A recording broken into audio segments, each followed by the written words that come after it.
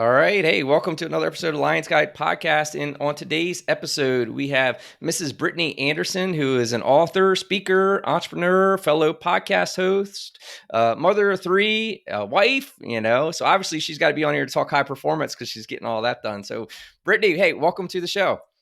Awesome. Thank you. Man, I get tired sometimes listening to all those things. Yeah, no. So tell us a little bit about who you are and what do you do? Yeah. So again, I'm Brittany Anderson. I am currently the president and partner in a wealth planning firm in the wonderful tundra of southern Minnesota. I have three beautiful babies, have an awesome husband, and I'm really excited about today's conversation. Just one of my big passions and focus is helping spread possibility, spread positivity, and helping people realize their full potential. So in a tiny little nutshell, that's really where I'm at right now. Yeah, it's good. I mean, man, we need it because it's just like so much fog that we're dealing with, like between this stupid news and world events. I mean, it's all, look, there's plenty of legit stuff going on, but it's just like we're just constantly surrounded, it feels like. So it's good to kind of talk about the possibilities of what you could be doing, what's out there for you. So I appreciate that for sure. So are you originally from Minnesota? Is that where you came up or what? I've spent a good portion of my life here. However, I was born in Southern California, so stark difference. Lived Yeah. out there. My parents divorced when I was 4. So my mom and my brother and I moved to Southern Minnesota to be closer to some of her family, and ended up going to school for a good portion of my elementary and junior high and those super fun years, if you ask my mom. And then I ended up moving back out to California to live with my dad in my high school days and early college. So, doing the recap on it, I've been back in Minnesota for about 16 years now, and it is amazing how stinking fast that flies, let me tell you. Dude, that is such a difference, right? Where were you at in Southern California? I was between Orange County and Riverside County. So, in the Yeah. heart of what people think is all glitz and glam, and there's a little bit different reality than what you see on TV, I will say. Is that more like the Mojave area? Like, is it more deserty out So where you if are? you were to go, like, think about, everybody knows San Diego and everybody knows LA. If you Hmm. go kind of at a little triangle inland from there, that's about where Riverside was. So that's where I spent my later years in high school and early years of college. Yeah, when in the Marines, I was stationed at Camp Pendleton, so I vaguely Oh, remember Riverside and all that. Where's Riverside with respect to Palm Springs? Is that like a little north of Palm Springs, or? let me think about this. Yes, so I do believe that Palm Springs is a little bit more south and a little bit more inland. Mm. Don't quote me on that.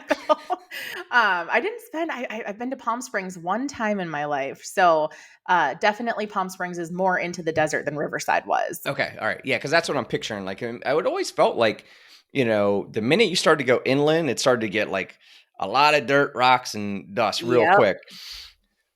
a lot of dry, arid, hot temperatures. Yep. Yeah, yeah. I mean, and definitely different than Minnesota.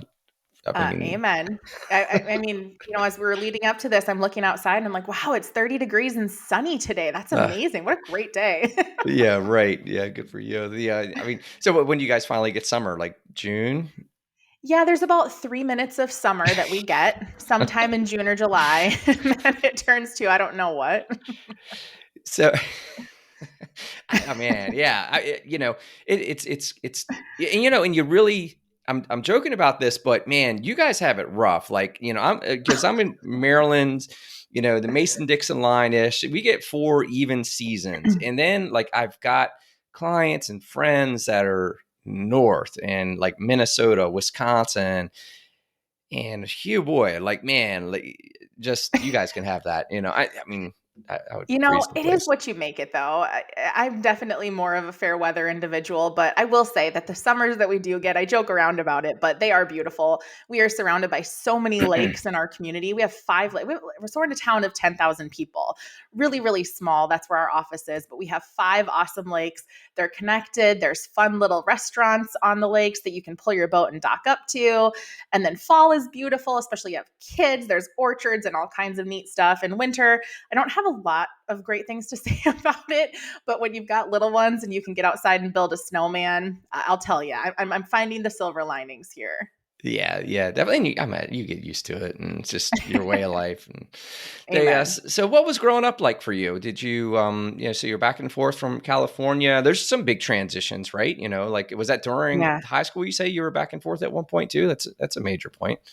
Yeah, yeah. So, growing up in a single parent household, my mom, extremely hard worker. She was one that her whole sole focus, and I can honestly say this, was to provide for my brother and I.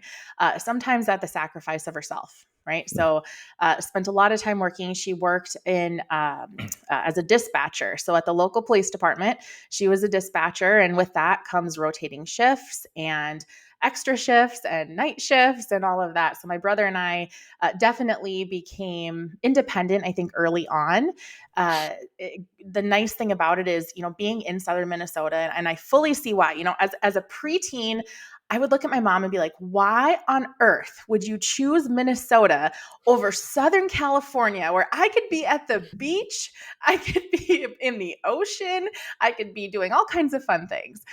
Now, as an adult and as a mom myself, I absolutely realize why she did it. It was nice because even though, she worked a lot of hours, she always had a pulse on us. We were in a small community. It was safe. It was one of those things where, she knew that she could go to work and she could provide, and we wouldn't get into too much trouble. Mm. So, yeah, so going back and forth a little bit, that's the struggle of the broken home. Spending some time, I spent summers with my dad. And then as a teenager, I made the decision that I really wanted to go live out there for a while and see how the other half lived. And spent about, I think, 5 years there and Mm. started college. I was going to the University of California in Riverside, and business after full transparency here. If a young person is listening to this, I changed majors like 4 or 5 times, finally landed on business, ended up coming back to Minnesota and really building my roots and getting a foundation here, and encountered sweet financial partners. And it's kind of all history from there. So as I said earlier, I've been here for 16 years now, and right now don't plan on going anywhere. So I jokingly tell people like I got drugged back to Maryland from our Oceanside, kicking and screaming. Like, so what brought you back to Minnesota? You know, as you, for me at least, as I got a little bit older, I was really looking at. There's a couple things in life I've been certain of. There's a lot of things in life I have not been certain of, but the one was that I knew I wanted at some point in my life to have a family. I wanted kids of my own. And another thing too is I knew I did not want to sit on the 91 freeway for the rest of my life. Hmm. So, when I looked at it, I was spending so much time in traffic and just really looking at, quality of life and cost of living out there.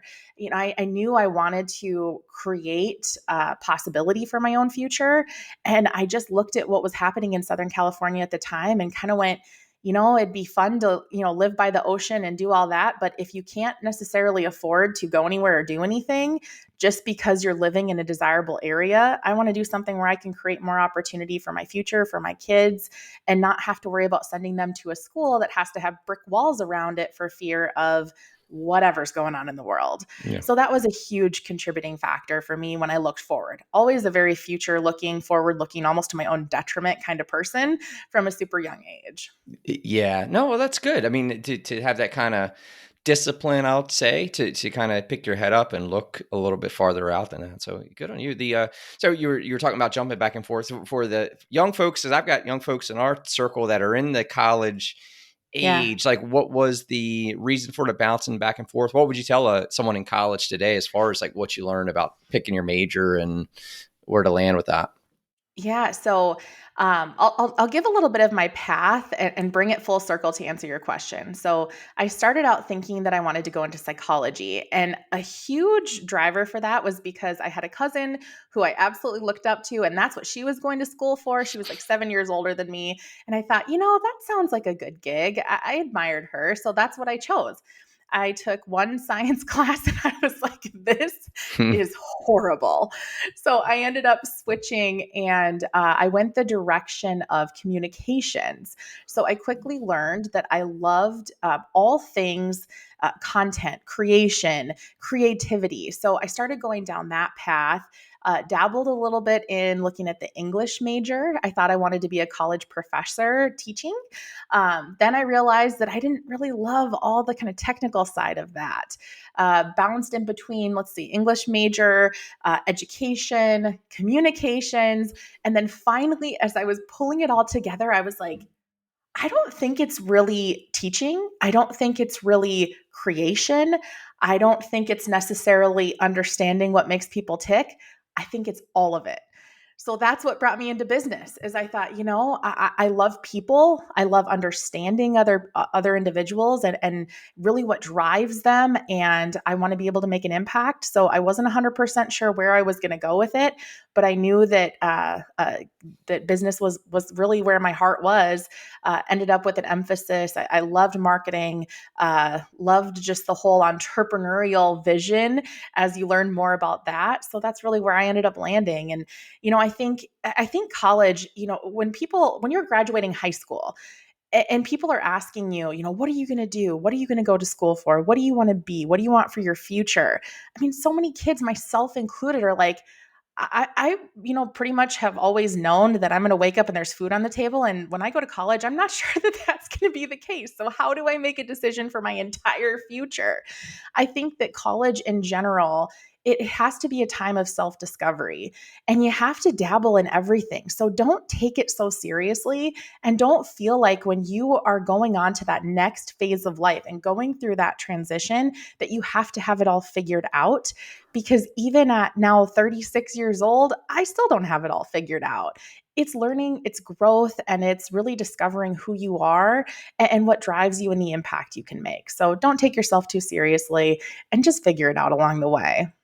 Yeah, and I really appreciate that because I think, man, it's such a I don't it's such this narrow path. It seems like go to school, pick your major, and I'm not that path myself, so I don't necessarily relate to it. I knew that I knew I did not fit in that path, but I feel for those kids who kind of get in these, like you said, to make these hard decisions early, and they really don't know. And it's almost like uh, a I was going to say a trick, but it's not a trick. It's just like they're already starting a little tripped up because they're walking like 10 feet this way, only to learn they don't want to go that way. And they've got to kind of, and they're constantly kind of bouncing back like you kind of did a little bit. So it's tough.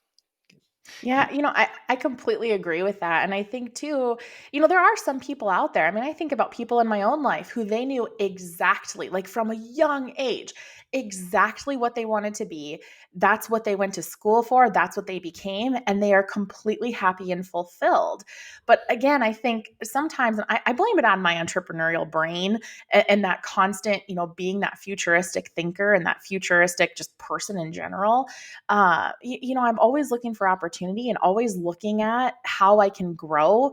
If you think about anybody that's going into school, I wouldn't look at it as a method to, have finalization, right? It's not a finite thing.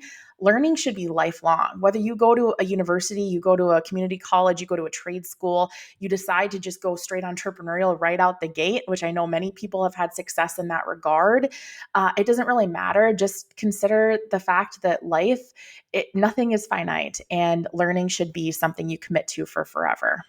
Yeah, there's no finish line in that. It's like a constantly revolving door ride, like all of the above. It's and it really, like looking back, I kind of go like, man, just go with what you enjoy. What's gonna it's all about fulfillment, right? Like at the end of the day, Oh you'll learn that it's about the joy and vibrancy, less about the money, because it's so easy to be comfortable in so many ways these days that we take for granted.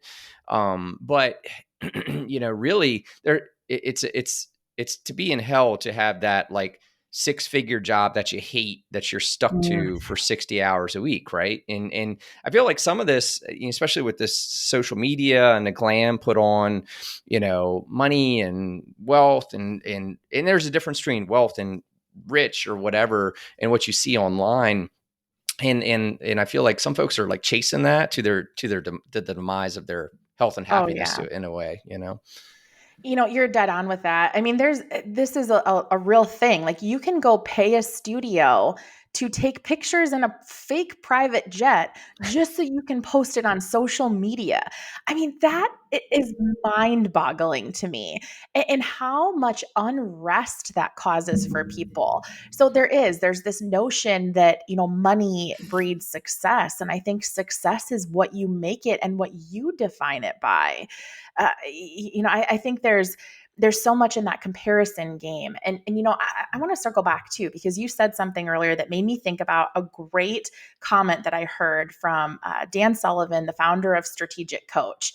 Uh, Brilliant guy. If you're in an entrepreneurial space, he is absolutely one to pay attention to, but talked about how so many people in their life spend time trying to sharpen their weaknesses. So trying to improve their weaknesses, when in reality, where people should be focusing is on their strengths. And how do you make your strengths even better? So when you talk about, focus on the things that you enjoy, focus on the things that fill you up. I think that's such brilliant advice, because we all feel like we have to fix our vices. Well, all you ever end up with then is strong weaknesses. Hmm. So if we spent all of our time going all in on our strengths, on the things that make us uniquely us, my gosh, think about what a world that would be. So that you just made me think of that when you were talking about, really working on the things that you enjoy. Yeah, and that's when you start to understand that from a business perspective, you start to realize like you just delegate those things that you don't enjoy doing, and there are people that do enjoy doing those things, and they'll do it 10 times better than you ever will because you hate it, they love it, and because you hate it, you're avoiding it, and you know what I mean? It's just, The and root that's of the procrastination. yeah, yeah, it's the root of procrastination. Doing the things you don't want to do. 100%. So well, here's one for you. We'll jump around a little bit. So, as a mother of what, three now? Yep. 3 babies. So you mentioned the social media. Do you have a position on the youth and getting the phones and the social media and all that stuff at this point yet? You know, I have thought about it. My daughter, my oldest, is 8, Mm. and she watches. I'm not unique. She has her own tablet, and she sees some of her YouTube things and all that. And these kids that have cell phones, and I think the first comment I'll make is, I think you have to make that decision for yourself as a parent. Mm. I am not one that's like, oh my gosh, hard and fast, kids shouldn't get a cell phone until they're 13, or you shouldn't ever give them a phone. They have to get a job first and then they can get it. Like, whatever works for you is fine. For me, I'm taking it year by year. Right now, I'm not buying my 8-year-old a phone, no matter how cool she thinks it would be. I'm not doing it. Maybe in a couple years I'll change my mind and there'll be something that causes me to go down that path. But I think parenting is tough, and I think moms, or women in particular, and this isn't taking anything away from dads, from men, from whatever, but I think sometimes women have these unrealistic expectations of themselves. They have to be the perfect parent, the perfect wife, the perfect friend, the perfect career person, the perfect professional. And judgment's a real thing. So I think if whatever works for you, that's what you should choose. And just make sure that you're being smart about it, and you're considering all sources, and you're not just taking whatever your friend says or whatever surface level news article you check out. At least deep dive into it and make a good decision for yourself and your family. Yeah, 100%. Because it is, it almost comes down to the child too a bit. I think Oh like, yeah. are they mature enough to handle it? How deep rooted are the character values that you want to see? Because I just think like as parents, we're up against so much already, Mm. and like my oldest, he just turned 13. Like he has a phone, but we're not doing like the social media thing. I like it, personally, I feel that's I see a lot of parents do it, but just personally, I'm like, wow, like I'll tell anybody, and I'll say it here publicly. I don't think most adults can handle social media, let alone a freaking kid. Yeah, sorry, like Oh gosh. we're having a debate right now, like whether my son should get Snapchat or not. And it's like, you know, I just say the same thing. I just go, I don't think most adults can handle it. I'm not sure we like what's the necessity. I don't know. Is the juice worth the squeeze? I don't know. I think you're so dead on with that, and it just makes me think. So I have like the secret. If you want to know, one of my like guilty pleasures is a really good meme, and I just saw one the other day that was like, I used to think that it would be such a great superpower to read people's minds, and then social media came about. Oh man. And I think that's so true. And again, it's like you think about the mental and really, I mean, I don't want to go down this hole too far, but if you think about the mental strain and actual like true cases of depression that social media has shown to cause in people, imagine putting your kids. I mean, I think about, my gosh, my 8-year-old. I can't imagine putting them or giving them access to that. And at 13, even, and I think you bring up a great point, whether it's phone, social media, it's whatever, it really does depend on the kid because each kid is at different stages of life, depending. You can put two 10-year-olds next to each other and they're going to be polar opposite, totally different. One could be extremely responsible, the other maybe not so much. Yeah. Both are okay. But it's all what you feed them, what you put in front of them. And there's, social media, the media in general, you can definitely find whatever you're searching for. So being that role model for your kid too, and not getting sucked into the negative news and not getting absolutely engulfed in what everybody else is doing, but rather just watering your own grass. That's all I can say is water your own grass and focus on yourself, and that's where you'll make the best progress. Yeah, I mean, two great points, and I have not seen that meme, and I'm gonna go find it because that is awesome. I mean, really awesome. I mean, personally, I'll tell you, like, I not LinkedIn. LinkedIn, I didn't have this problem, but I went in and like on Facebook, like I unfollowed everyone, especially Mm, like the last 2 years where it's just getting so crazy. I didn't want to like unfriend people, but I to the point of your meme, I would see stuff and go, man, I really wish I didn't see you say that or act that way, right? Because yes. I just, look, I like to say I'm mature enough to know that there's opposing views out there in the world. And we all, like there's a rap song that says something like, we all live in the same building. We just have different views. Like, and Mm. that's true, right? Like there's just different perspectives and you kind of got to pick your head up to realize that, your way is not the only way and just kind of got to try aim to seek to understand, these other sides so we can all be better.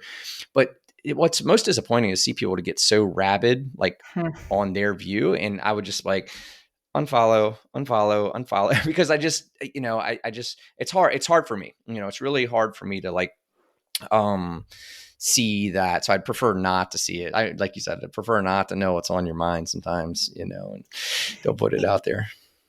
It's the adage too. I wish more people would embrace this. The whole thing of seek to understand versus seeking to be understood. Yeah. And I think that's a good theme. I mean, if you think about, acting as a leader, like as a human being, not as a manager, not as a business professional, not as whatever, there's not a title associated with it. Just being a leader in your own regard, it truly is. It's trying to be understanding. But then I think on the other side of that, I mean, I think about all that's happened in the last few years. It is hard for anybody to comprehend what has gone down in the last few years in the world that we live in. And I think the worst thing we can do for ourselves and the most poison we can put on our head is to feed into the negativity, to follow it, to succumb to it, to join in on it.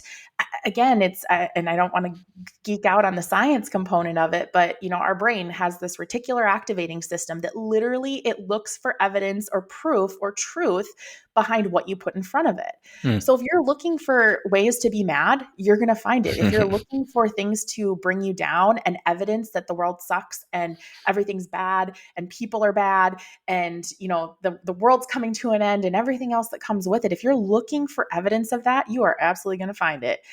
On the other hand, if you do what you did and you unfollow that negativity and you choose to remove yourself from it and just not even encounter it, that sets you up for a much greater chance of mental success and just mental peace. So I think that's really important that people are aware of that at least.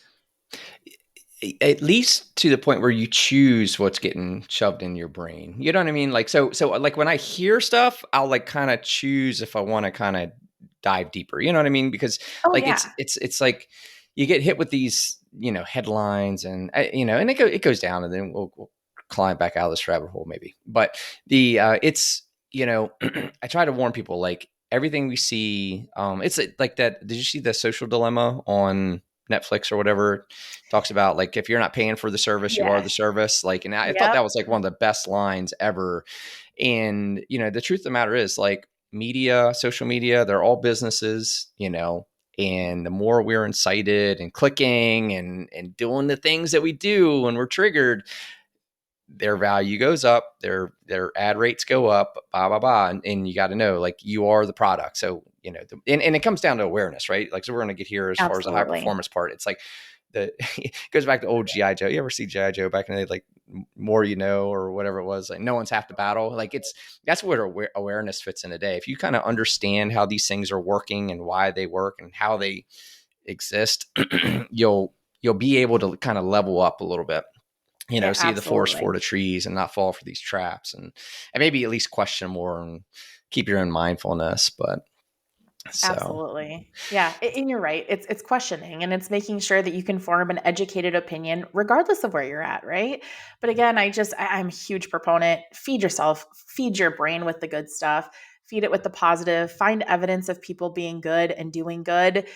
I mean, I don't know about anybody else, but that's a way that I would much rather or much prefer to live my life, is believing that things are good and believing that the world is truly good. yeah, and focus on, man, the stuff that you can control, like knowing what your goals are. Like, I feel like sometimes, like, people, like, cling on to this stuff because they don't want to face their own problems that they need to deal with. You know what I mean? Like, we all got our own Mm, problems, our own goals or whatever. And sometimes these weekly divides, I call them, like in the States, it's like every week. I jokingly tell my friends, like, so what are we supposed to be divided about this week? And it's just, I don't know. Cause I'm not following, everything. I was like, so what are we supposed to be but mad tell about me, this let me week? get in on this. Yeah. Yeah. So, because it's a joke, not that it's a joke, but it's kind of like something I just throw around as a jokingly, I'll say. It's like, man, yeah, what are we supposed Yeah. to be mad at each other about this week? Fill me in. But, the truth of the matter is, I think some folks, use it as a convenient distraction, from working on the stuff they really should be working on. And Mhm. and to your point, like, water your own grass, man. Like, the more you were talking about leadership, and there's a leadership aspect. There's influence. Like, you can lead people directly. They work for you. They're your kids, whatever. But leadership is also indirect in how you set the example for others, right? And the more you're working on you and capturing your goals and having talks like we're having today about how we're overcoming getting things done that we want to get done, Yeah. that influence inspires others to kind of start checking in. So, to your point, like, the more you stew in the negativity and sit around and gossip and talk about how and be all nihilistic and whatnot, more you do that, like, clock's ticking, man, and your goals are slipping by you, another lost day, and getting done what really matters, within your reach. It's so true, and if you think about it, like attracts like. So if you're in that mindset of, being concerned with what is going around you, whether it's your friends, it's the news, it's, whatever that is, you're going to attract people that are also like that. It's kind of like the laws of nature, right? Like attracts like. So I think about that, and I think you bring up such a great point too with goals. And this is something that, when we're talking with, I think about clients, I think about my friends, I think about family alike. It's like, set something that gets you so stinking excited that all the other stuff, it's mere entertainment, right? Mm-hmm. And I think that's where, when you say you choose what you click on, you choose what you look at, I'm not perfect, and I click on the news headings just like anybody else does, because Mm-hmm. we're all guilty of it. I don't care what anybody says. I think everybody does it in some minor capacity. But when you've got goals and you've got something that you're focusing on, it just creates this different momentum for your life. I mean, Yeah. I think about that with my kids too. I start talking to my kids about goals so young. So my oldest is 8, and then I have a 4-year-old and a 3-year-old. My 8-year-old, like, she sat down. It was actually right around New Year's this year, and she mapped out goals for her future. And I told her, like, she loves dance. She's in dance. She's so smart. I mean, the kid is, she amazes me every day with her talents. But I've told her, I don't really care that you're better than anybody else. What I care about is that you're better than who you were yesterday. And that's, when you think about goals and you're thinking that having that trajectory forward, I mean, that's the comparison game that you could be trapped or that you should be stuck in, right? Just looking at how do I improve myself? How do I show up as an even better, spouse, mother, father, friend, employee, employer, whatever that looks like for you. How do you just focus on you? Again, water your grass. How do you make yourself an even better human being? That's really the only thing we can control these days. Attitude and energy. That's it. Yeah. Everything else is pretty much outside of our control. And I think, 2020 on has been evidence of that. Yeah, yeah. No, I love that. And like you hit on another thing because what you said earlier about the seek first to understand and then be understood. Like to me, that I first heard that in Stephen Covey's Highly Effective Habits, I think it was.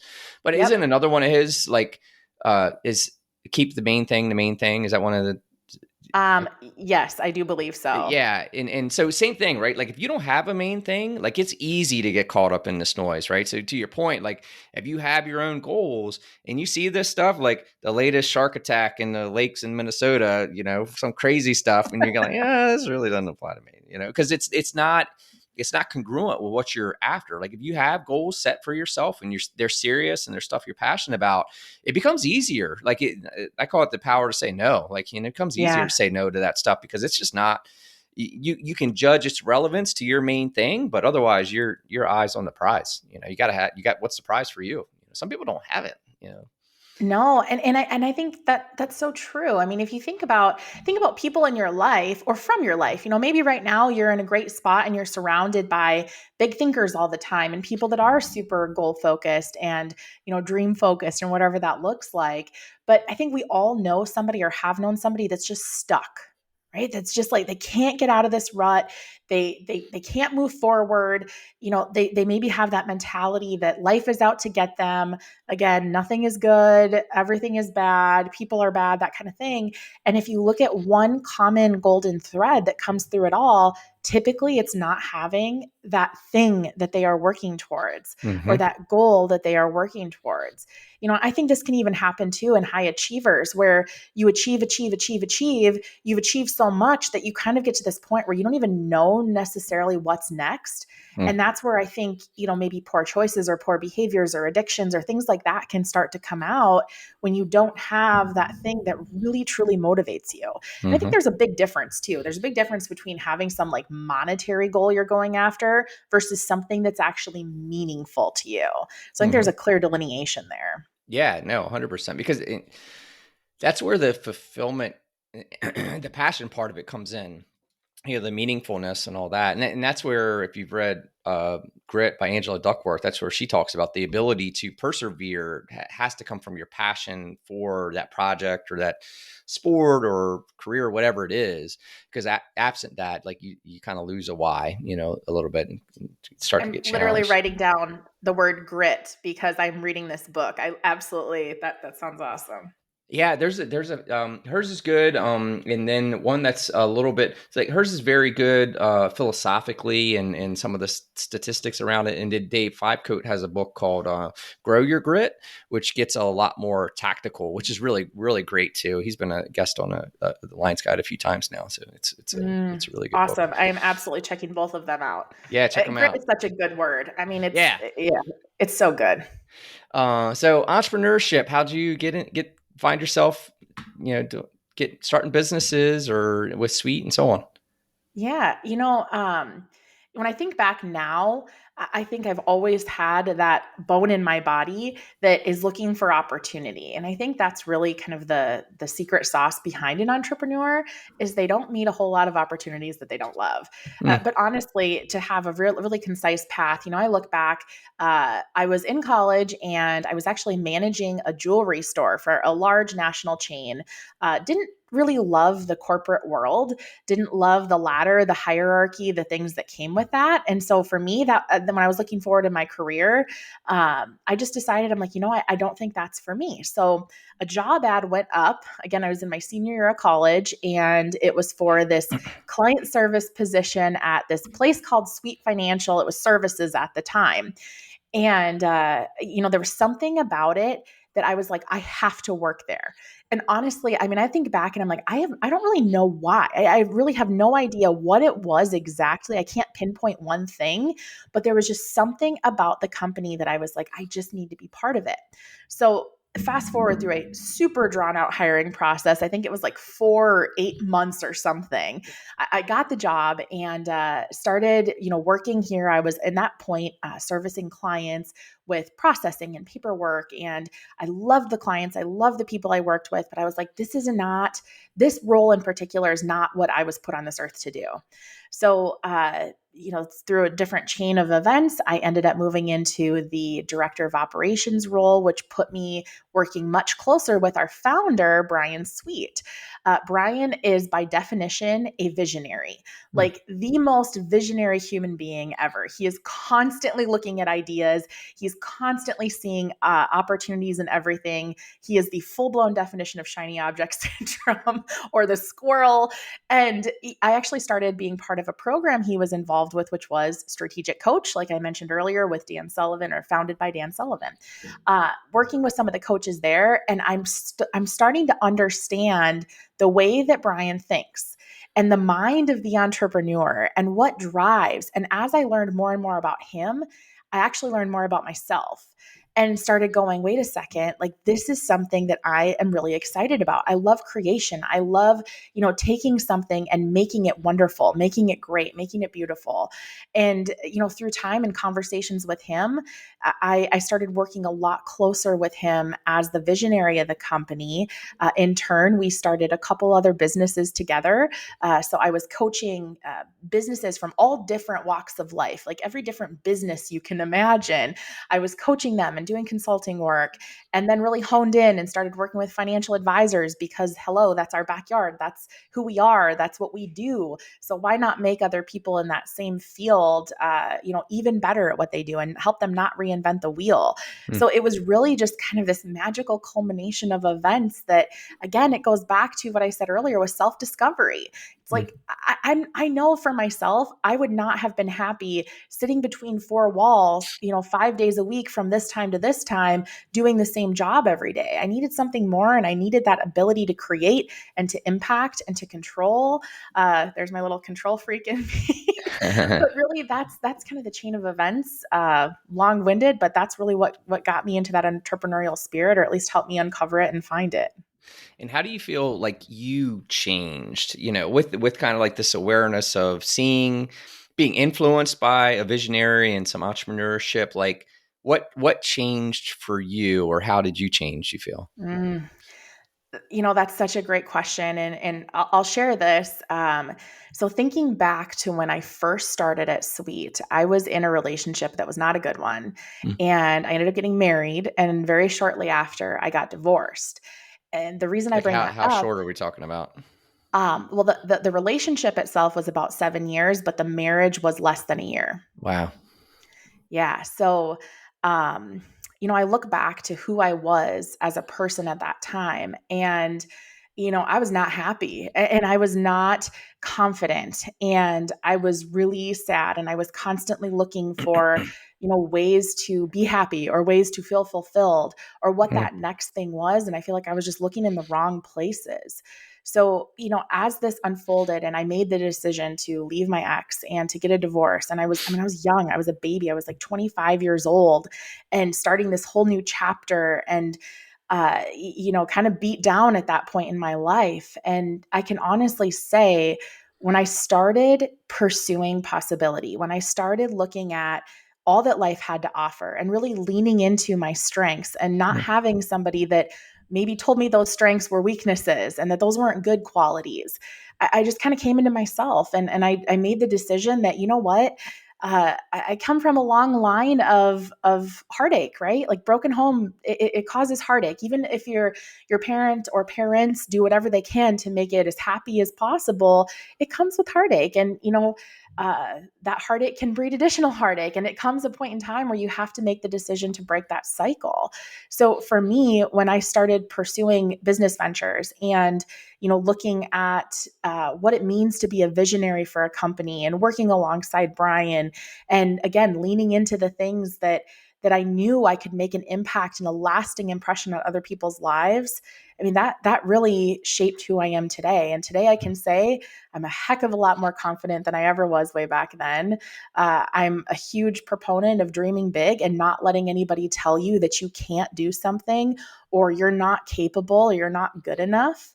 And that's really what I try to inspire in others. So Brittany maybe 15 years ago and Brittany now, two very different people, but the same core heart, if that makes sense. Yeah, yeah, but this version way more happier. Amen. Yeah, yeah, okay. Yeah. Yes, so The much happier.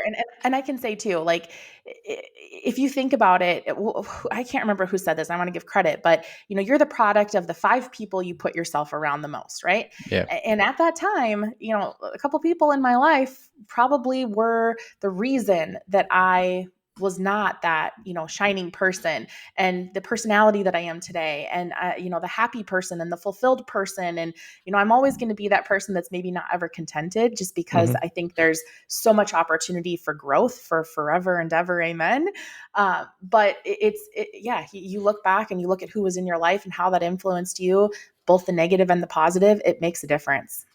Do you feel like, kind of summarizing this transition, do you feel like it's a leadership transition? Like you started just take charge of your own life? Like were you like looking extrinsically for your happiness and satisfaction? Like you're looking for someone to deliver it to you for it to kind of happen. And until you got the entrepreneurial or maybe the leadership influence in your life, that you started to kind of turn inward a little bit more and start leading your own path? Is that it? I think that's a really fair way of saying it. And I can honestly say I don't know that I've ever looked at it exactly like that, but I think that's pretty dead on. Mm-hmm. I had what was a pretty rocky relationship with my dad. And, when that happiness maybe wasn't fulfilled there, then leaning on somebody who maybe had similar characteristics in some capacities. And, when I did make that decision, and I remember this like it was yesterday, actually, when I made that decision to say, hey, I want a divorce. And I remember calling my mom and my stepdad and being like, I know I can do this. This is going to be so hard. I mean, I had questions flying through my head. Like I had a mortgage. I had a house that I knew I was going to have to take care of all by myself at, a really young age. And I just decided, I was like, you know what? I have no idea how this is going to work out, but I have to do this for me. Mm-hmm. And it was that point and realizing that nobody's coming to save me. Nobody's going to make me happy besides me. But having the wherewithal to make the decision and say, you know what, I am going to take control of my life.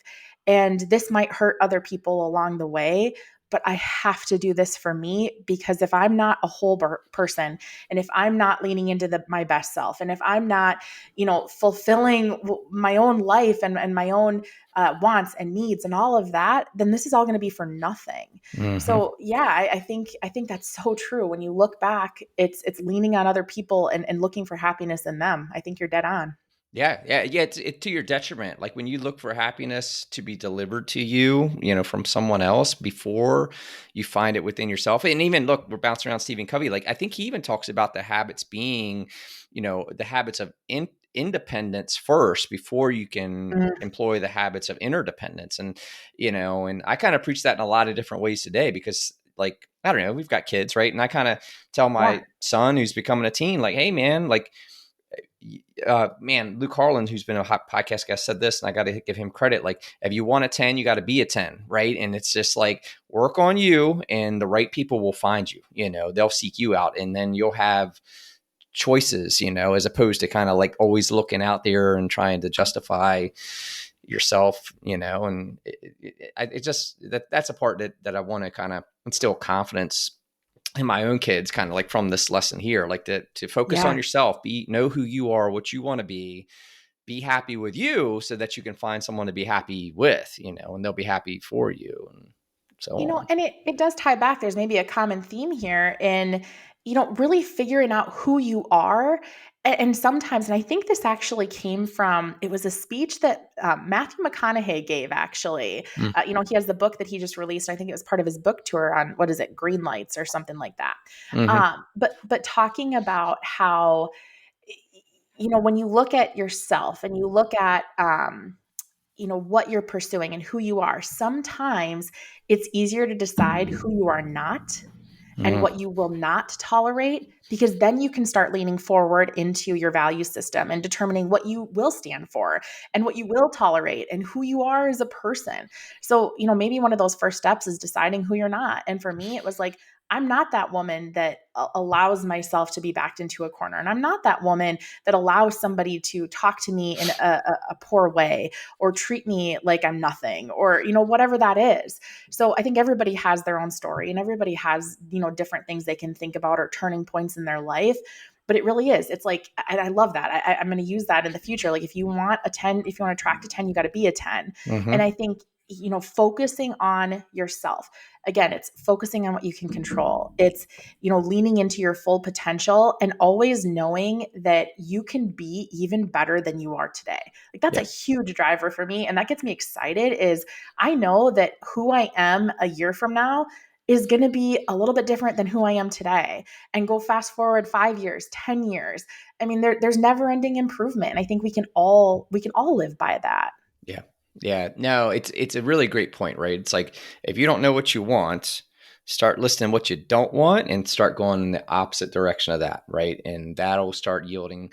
It's right. Like I kind of look at like clarity a bit like algebra, right? Like sometimes there's a variable you don't know. So the case of I don't know what I want. Okay, fine. What don't you want, right? And that'll start showing you a part of the formula that'll help you find out the positive part of the formula, whatever's on the other side of the equation, if you will.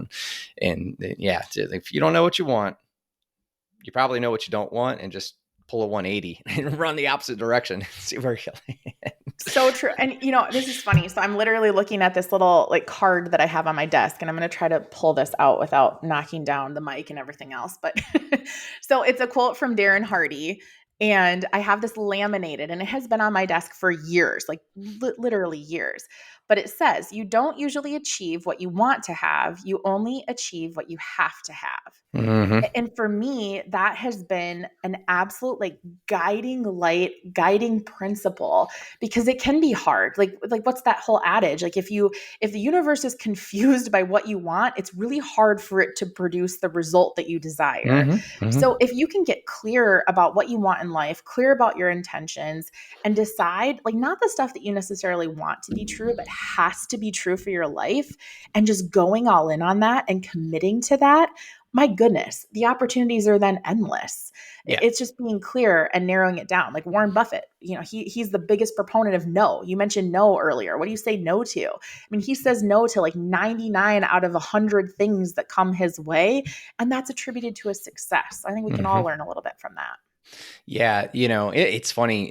Previous podcast guest Dave Wolcott, yeah, we were talking about wealth, and we were talking about something just in passing, he goes, "Well, my strategy X because I'm going to live 116 years old and blah blah blah." I'm like, "Hold on, man, rewind. What did you say?" Like, and he was like, "I'm going to live to be 116 years old," and he was so clear about it, and he had a case for it. And I said, "You know what, Dave? Like, you're going to live to be 116 years old, like you just brought that vision and the clarity to I said you're going to be 116 years old, man. Like good for you, because it was everything that you say. Like he had a clear plan, a vision, a why, like he had all the clarity there. And I'm like, hey man, good for you.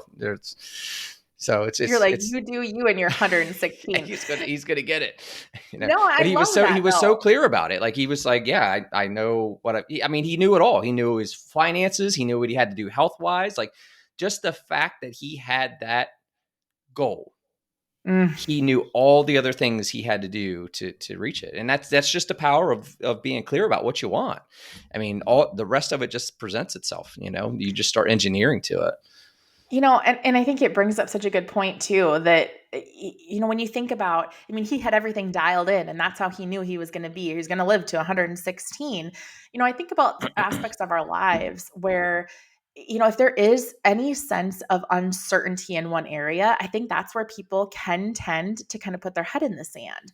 So if your finances, you're nervous, you're like, I don't know if this is going to support my future, I'll just ignore it and hope that it gets better and focus over here. Or, I know I should probably be maybe a little bit of a better spouse, but things are okay. So I'll just ignore it and I'm going to keep focusing over here. Whatever that is, I think sometimes that one thing that needs the work that you keep procrastinating or putting off, that's the one that probably demands your attention almost immediately so Hmm. that you can get that clarity, so that we don't, kind of tuck away and hope for the best over here while our attention is diverted. So I think that holistic, approach and just knowing what you want in life, and you start in one point and you move through the rest of them. You don't have to have them all figured out today. Yeah, absolutely. So, with regard to your work with Sweet, like, what do you see? When it comes to like clarity, like, what do most folks lack clarity on for their financial future, like where they're going, or what's typical that you guys find yourselves, helping people with most often? Yeah, it's interesting because we are super fortunate to work with people who have accumulated a great amount of wealth and have been diligent, whether it's the form of, them being a business owner and they had a liquidity sale, or, they've just been people that have worked really hard over the years and they've been great diligent savers. But it's interesting because no matter how much money a person has, there's a couple things that come up almost verbatim every time. It's, will I have enough? And what in the world am I going to do with my time? Mm, So it's like we work with a lot of people who are at that retirement stage. So everybody knows what they're retiring from. At some point in your life, even if you're an entrepreneur, you're a business owner, you know what? I got up every day and I went to this job and I showed up and then I came home and I ate dinner with my family. And, sometimes we'd watch a little TV and then we'd start over, rinse and repeat. A business owner, you came up, you showed up, you built this business, you sold. So everybody knows what it is that they have retired from, but not everybody knows what they're going to do. And it's funny because, we've gotten people that are like, you know what I think I'm going to do with my time? I'm going to move south because, hello, we're in Minnesota again, in case anybody forgot that. yeah. We're going to move south and I'm going to play a bunch of golf and I'm going to join that, community that has that great golf course right next door. And we're like, awesome. Have you ever golfed there before? No. Oh, okay. So have you been like a big golfer your whole life? Oh, not really, but it's always a hobby I've wanted to pick up. And we're like, oh my gosh, like go test it, go Yeah. try this so that you can actually see if this is going to be your fulfillment. There's nothing worse than when somebody has this like idealistic picture, but then it turns out they hate it, because then what? Right? Then what are you going to do? Mm. So those are the common themes that we see, and maybe struggle or stick points that people face regardless of the wealth that they've accumulated. So it's really interesting because that theme doesn't matter how much money you have. Those are the couple things that come up. What do you think? Like, I mean, how should people be kind of preparing for retirement at this point? Should they be doing more than the classical 401k stuff? Should it be in addition to that? I mean, you talked about some fortunate folks, but is there any like 101 that people should be doing at a minimum to be thinking about, or resources they should be looking at? Yeah, obviously we talk a lot about, maximizing your 401k. If you are employed by somebody, right? This is the people that, you don't have your own deal going on. If you're employed by somebody, get the max. And I know you hear that over and over again, but it's insane how many people, are eligible for a certain max and they don't put in the full amount to get that full. It's free money. Like that And you're should talking seem about the super logical. matching, like if they're matching to max the match. To max their employer contribution. So a Yeah. lot of times within the 401k, your employer will match up to a certain percentage of your salary. So taking full advantage of that. But otherwise, I mean, when we look at some of our most successful investors, it's diversification. Whatever that means to you, that can be your traditional investing. But what do they say? And again, this is like 101. Like investing is not hard, especially the accumulation phase. I mean, we look at it and we say within our company, we understand that investment management is truly a commodity. Like anybody who is diligent about putting money away and planning for their future and working with somebody who can basically work the numbers backwards, the accumulation phase is not hard. It's the distribution phase where people typically get stuck and you can make really poor decisions when it comes to tax inefficiencies, places where, you give your money to the government instead of to yourself. Mm. So yeah, we recommend diversification. We are definitely not day traders. That is not the method that we use. We prefer more long-term investment vehicles. So different strategies that you kind of set it and forget it. For us, that's what we see as a great strategy that's worked really well for clients. But diversification, long-term picture, those are the couple things that we constantly focus on. Right. Yeah. Good. So they've got to be saving somewhere. So it's the magical pot of gold is not going to appear at retirement. They're going to need to be, and I think probably the best thing with regard to this for folks that are maybe unclear there is we've said it in so many ways, like have a vision for like the future. Like what do you want it to look like? And then reverse engineer it back to like, how do you need to work that, and couple that with the expertise of a advisor and, chart your own path. And it's funny too, because again, we work with a lot of people who they're already at that stage where they have accumulated. But if you think about planning for your future, I always like to give this as an example. There are absolutely people who, let's say you've accumulated $1 million, like through your lifespan, you've got $1 million, and that will absolutely fund the life that you chose. There are other people that would need 20, 30, 50 million. And again, you're typically getting with what we see is the people who are business owners, who are entrepreneurs that are accumulating that type of wealth. But it depends on what your end goal is. And I think that's the issue. And again, this isn't just money management. This isn't just wealth planning for your future. This is every aspect of your life. We just talked a little bit about focusing on the things you can control and deciding what you actually want. I think that is one of the biggest mistakes that people can make, is if you don't have a clear trajectory for what you want your life to look like and what opportunities or possibilities or experiences you want to have, it becomes really tough to tell you like what is enough. Mm-hmm. I just heard the other day, I did an interview with a gentleman. His name's David Mancia. He's absolutely a brilliant, most wonderful, beautiful hearted individual. But he was talking about how one of his goals is building a financial fortress around his family that is indestructible. Now that hit home for me, and I was like, yes, my friend, that's what I want. So again, that makes you make different choices. That makes you make different decisions for your future.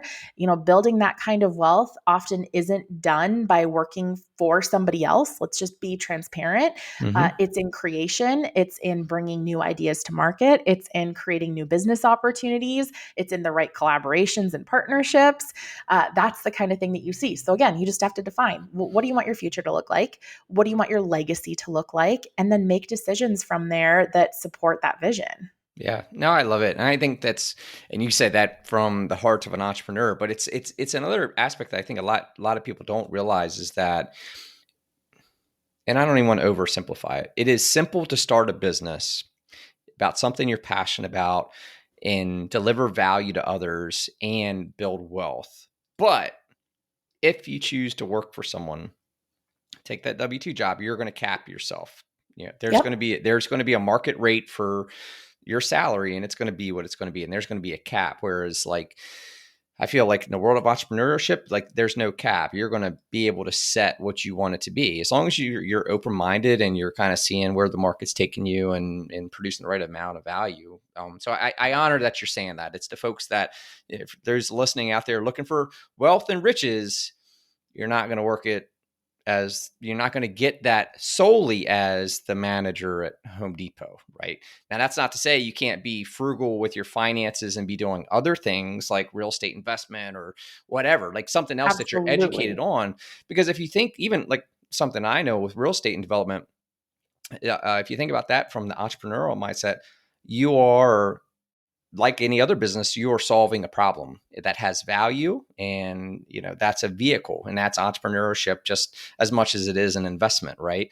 So you can work that W-2 job. You just got to know that's not going to get you that Tahiti beach margarita lifestyle that you might dream of magically, unless you really got some sort of other.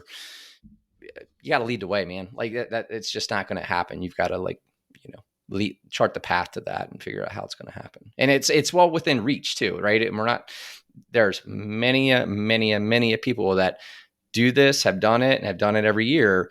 But to your point, right, they took charge to find their way to that. You're so dead on there. I mean, entrepreneurship, it's not for the faint of heart. I mean, there are so many ups and downs where literally there are days that go by that you're like, what in the world am I doing? Here's one What? for you. I remember 2006, 3 years into business, I was at somewheres and telling someone what I did with the IT company or whatever. And they're like, "Oh yeah, it must be nice having your own business." And like, you've never had your own business before, have you? Because it's really not a whole lot. There's nice things, but it's a lot of freaking hard work, man. Like, I don't get to You're clock like, out at the actually, end of it's the day. terrible. No. Yeah. Hey, but I mean, but you're right, 100%. Yeah, it's about, taking control of your future. And that's just it. It's like if you're listening to this and you are you use the Home Depot manager, type position, and that's what you love and you're happy and you've created a future or created a vision of your future and that's what gets you there. Mm-hmm. Awesome. Like go all in. Be the best you can be in the role that you are in and that you love. But again, if you're looking at creating massive impact and creating legacy, it requires a certain risk, right? I Yep. mean, it's calculated risk, and you have to decide: are the potential rewards on the other end? Is it worth the risk? And if the answer is yes, then awesome. And if it's not, then okay, it's not for you.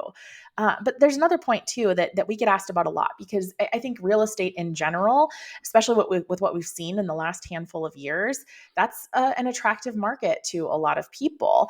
And the thing that we say, and we have conversations on our leadership team about this too, that you kind of have to do whatever is your biggest interest and whatever your strength is.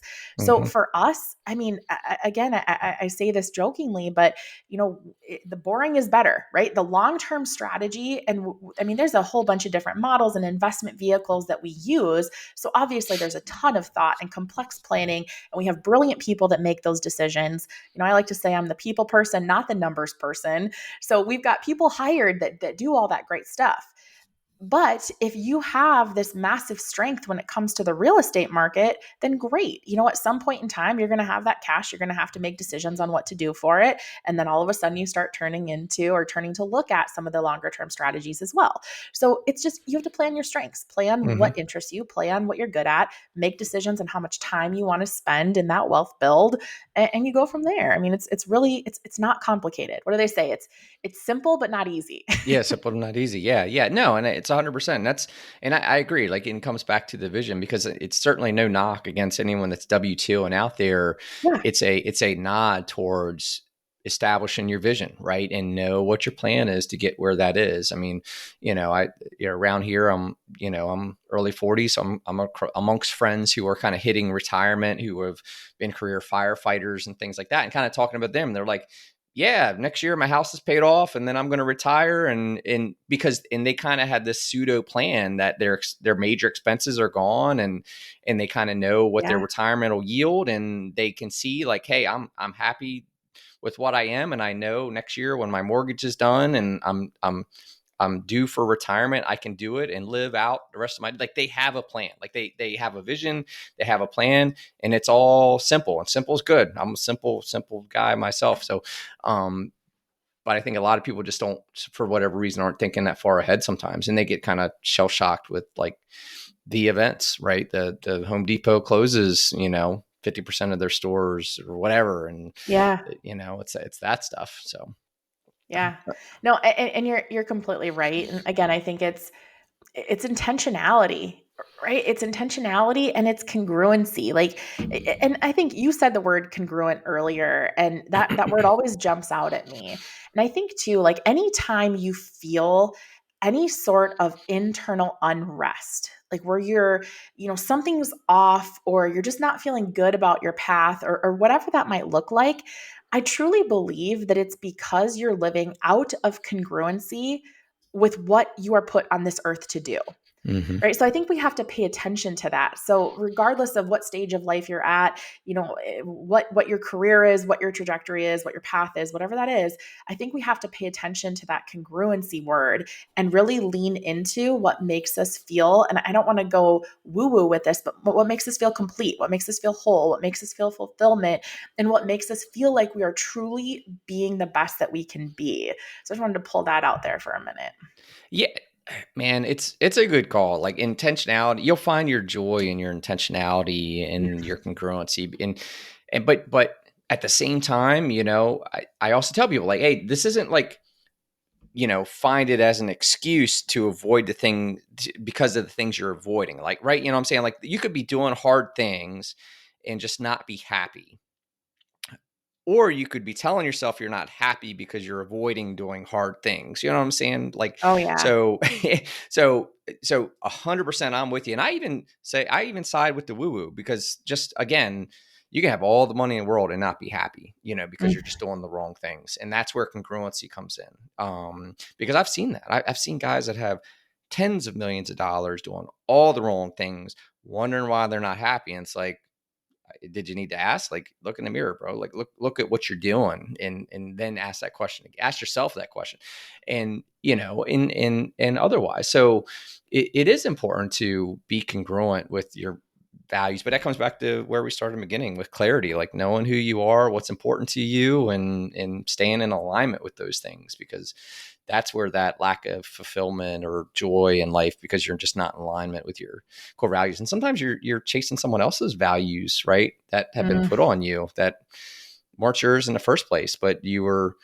I call it the sloth of mind, where you're like kind of lazily adopt, your parents' blueprint or your small town blueprint, or what you said, like your what your older cousin's doing or whatever for college, Yep. right? You just Yeah. find someone else's blueprint and you start marching down it, only to realize that it's not yours and you're not happy with it. And you may have had great success in it, but it's not congruent with what you're all about. So it's important, woo woo or not, or whatever. Like it's legit.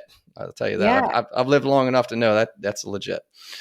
And there's proof of it all around. I mean, it's exactly what you're talking about there. And if you think about it, like values, like truly, if you want to go to the core of all of this, everything we're talking about, like value establishment is literally the launch pad for every decision in your life. Mm-hmm. So again, it goes back to those people that have tens of millions, hundreds of millions, like whatever that case is. If they have not established like that true definition of what their values are, and what they want to be aligned and congruent with, then everything's kind of for nothing. It's like, Mm-hmm. the entrepreneur who is has said over the years that, they value their family first, family first, family first, and then they get 20, 30 years down the road and they don't even know their kids, right? Mm-hmm. Because they've made choices that are out of alignment. And then what happens is people end up spiraling down a really negative path, or they're constantly chasing the next thing because they haven't gone after what truly gets them fulfilled. So Mm-hmm. I think values, if you want to start at something or start somewhere, regardless of what stage in life you're at, that's the place to start. And then reassessing them, right? Coming back to them and making sure that you're saying, hey, is this still truly who I am? Because we change, we evolve. It's like you said, Brittany 15 years ago, that's not who I am today. And I would say that my values absolutely shifted in a positive direction after Mm-hmm. making some decisions. So Yep. yeah, reassess where you're at, and decide who you are and what you want. Yeah, I mean, and that comes with more clarity as you progress, and you might not know. You only know what you know about your values at that time, and as you progress and you learn more, you experience more, and yeah, you can change, you grow, you evolve, and your values may shift or whatever as your awareness and so on presents itself. You were talking about family, so how do you do it? You got the three kids, husband at home. Like, how do what are some ways that you kind of balance things out between all that you're doing, the long list of author, speaker, entrepreneur, and all that good stuff? Like, how do you make time for the family and even everything out? First of all, I make sure that I don't sleep. That's step one. No. Yeah, right. No, it's funny because this whole term of balance, that's such a big thing. And I think people chase proverbial balance, like work-life balance. Personally, for me, I don't believe that there is such a thing. I think life is a gigantic teeter-totter. And as long as you don't let one side stay down or up for too terribly long, I Mm, think it's okay to have, give and take and push and pull. So for me, when I am looking at planning my schedule, and again, this is a work in progress. I am not a perfect human being by any means, but I really try to be conscious of being, again, again, intentional with my time. So Mm. if I know that I'm going to have a weekend with, where our kids are we're going to go do something with the kids, we're going to go take them. I try my darndest to be fully present in that moment. If I am at a conference and I am all in on building the business and working on the business, then I truly try to be all in on that. And I'll tell you, one of the struggles I've seen with other entrepreneurial, and I'll just use women in particular, just because that's the evidence I've seen personally, is when we try to pull them all together and achieve this like perfect balance. I think about being at a conference. Like there's plenty of people who travel with their families. So they go to a conference and they bring their families with, thinking that that's, a great way to do it because yeah, I'll be in these meetings during the day, but then at night I can be with them and they can have fun and it'll be great. For some people, I think that works well. In certain situations, though, you're kind of halfway present Mm. because you're in that conference and you're thinking about your family having fun without you. And then at night, you're like with your family and you're excited to be there, but you're thinking, gosh, I should really be at that networking dinner. So I think it's just drawing those lines in the sand. A great book on this actually is by Randy Zuckerberg, Mark Zuckerberg's sister. She wrote Mm. Pick Three. And the whole premise of it is that you cannot be everything to everyone every day. Mm. So if I showed up here, and I've been guilty of this, but you're like, okay, today I'm going to be the best leader ever, and I'm going to be a great wife, and I'm going to be a wonderful mother, and I'm going to be such a good friend, and I'm going to work out. My health is number one, and you just start doing this, and at the end of the day, you're like, I sucked in all categories. Like, what Mhm. happened? Where did I lose control? And the whole premise of it is you choose three. You choose three things that you're going all in on. So in any given day, you might be a great leader for your team. You might be a great mom at night, and you might be a great spouse listening to your significant other in the evening when the kids go to bed, right? So it's really about choosing and being intentional and not putting guilt on yourself when you're with one and not the other. It's this imbalance. It's the teeter-totter effect. Yeah, no, I love it. And you've said it a few times. It's that intentionality, right? Like be intentional. Like, hey, I'm going to be present at this conference this week. And since I've been gone at this conference all week, this weekend we're going to the park, and I'm going to be all in there, right? Like just lead the way, man. Map it out. Like and I would say too, something to add, and just knowing work's going to be there Monday. Like, even as an Mm. entrepreneur, like I see like sometimes there's always something to be done, right? Oh And we gosh, feel yeah. like we have to do it. Like the fact that it exists means it has to be done, but we always have to like challenge ourselves and go, does it have to be right now when the right Yeah. now is, the kids are home or they're on break or whatever. And, challenge, like, does it have to be right now? Do I need to be working late again, or whatever the case may be? And sometimes the truth is you don't, it's an area I think just entrepreneurs sometimes struggle with because they carry the weight, right? The responsibility of getting it done. But sometimes it can wait till tomorrow. Like, you know, It's so funny you say that too. I mean, I'm literally like, my brain is just reeling with this because that whole thing with because it's out there, it needs to be done. My mm, husband will attest to this too. If I see something, he's a carpenter. He has his own construction business, and if I see something that needs to get fixed in the house, it needs to be done now. But in all seriousness, I think about it, and it's all about not taking yourself too terribly seriously.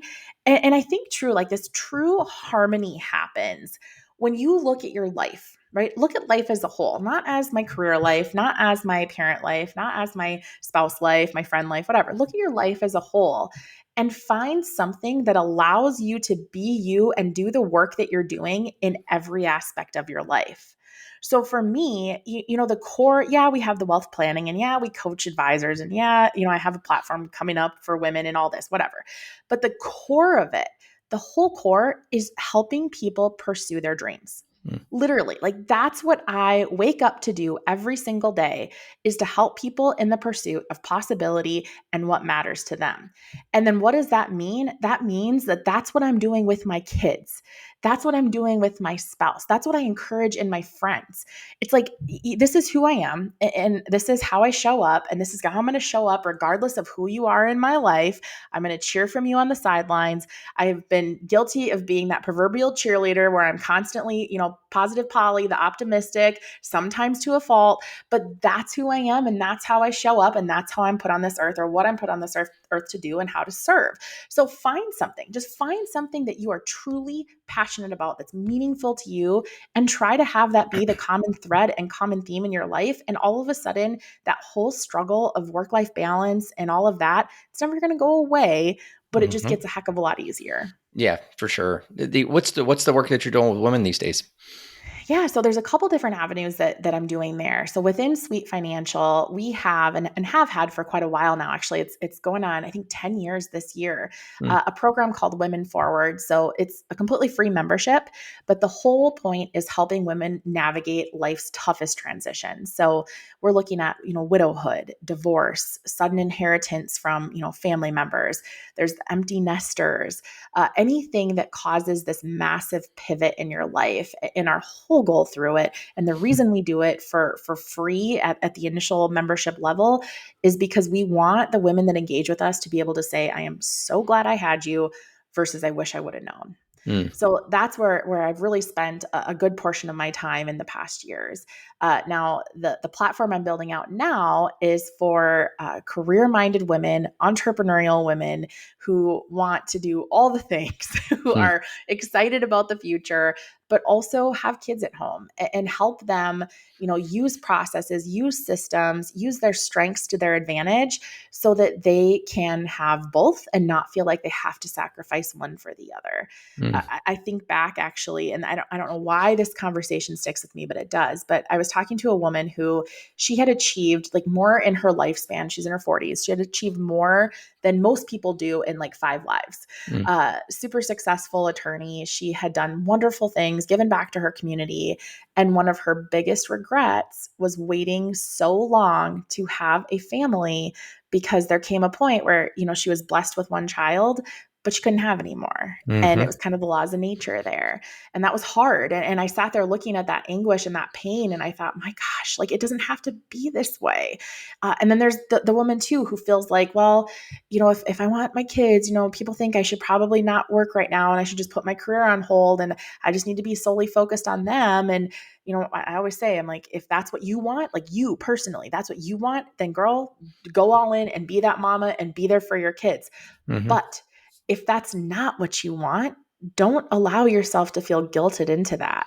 Right. You can have both. It's a balancing act, but you can have both. So that's really what I'm working on going forward. Right. Wow. Yeah. No, I love that, and because it's conversations that need to be had, to help them find the congruency to what would, like you said, what makes them happy, and whether it's Yeah. one or the other, or finding a way to do both. You can do both. It's been done. It's just, you know.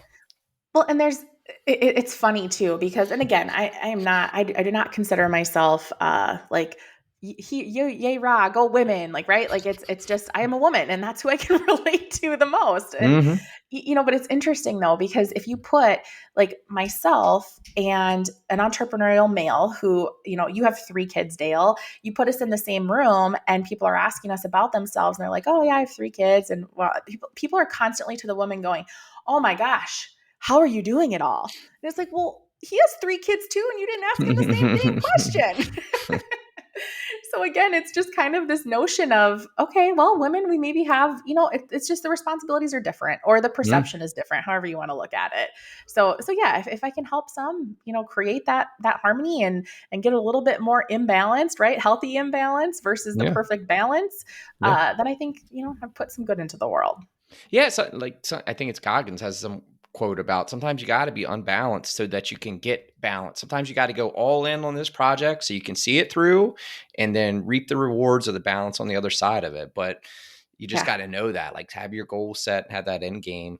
When it comes to habits, if you were going to tell someone you're mentoring, what's makes you successful, what would it be? Mm. When I look at habits, I mean, I could go down the whole path of make sure you have a morning routine because that's what everybody tells you. But a couple things I would just pull out is number one, make sure that you have something that you do for your health. Mm, Move your body, right? And I don't care what time of day you do it. There are a million things that say that working out in the morning is the best way to start your day. There's a whole bunch of science around it. But if that doesn't work for you and a midday workout or an evening workout or whatever, doesn't matter, just get it in. Just get it in and get it done.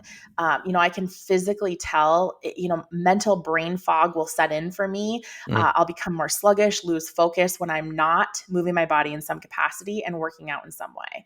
So habit, make that a habit. Also, making sure that you are blocking thinking time. mm, And it sounds a little bit nuts, but when you look at your calendar, especially like when you talk about the entrepreneur, and if it's out there, it needs to get done.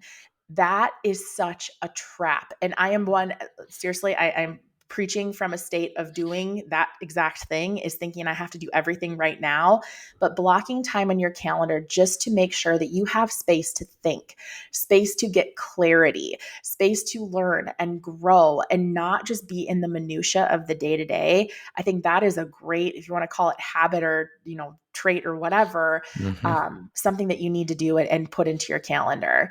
The other thing too is I think just this word keeps coming up, but it's all about intention. So whatever it is you choose, if it's a great morning routine, if it's a great evening routine, it's just making sure that you have commitments to yourself that you can fulfill. That is a great way to get momentum for your future, right? So you're mm, moving towards these goals. You're that high achieving personality. You're go go go go. But I can tell you, if you don't have things where you can check off that little box at the end of the day, it is mhm. really easy to go into a downward spiral. Yeah. So making sure that you've just got something. Again, I'm not going to get on the pedestal about the morning routine, the evening routine, whatever. You just have to choose something and go all in. There's a million great resources out there for it too. Yeah. And none of them are right. There's just yours. You know what I Oh my mean? Like gosh. Thank you for saying that because that's one thing that whatever. I could go down the rabbit hole on this one, but it drives me crazy because I think everybody who has, whether it's like some sort of a habit or routine or something that they teach on, they believe that that is true. And Yeah. that is the only way to success. And I think that's where people start beating themselves up because they think, oh my gosh, well, this guy, he's really smart and he's so successful and he's doing that. And that doesn't work for me. So what's wrong with me? Mhm. And that's just not the case. Like, Yeah. take the culmination of all the really cool systems out there and find something that works for you. Yeah. It's as simple as that. Find something that works for you. Yeah. No, I love it. I love it. So, bringing this to a close, how do people find you online and what you're doing and so on and so forth? Yeah, so there's a couple different ways. There is an absolutely awesome resource center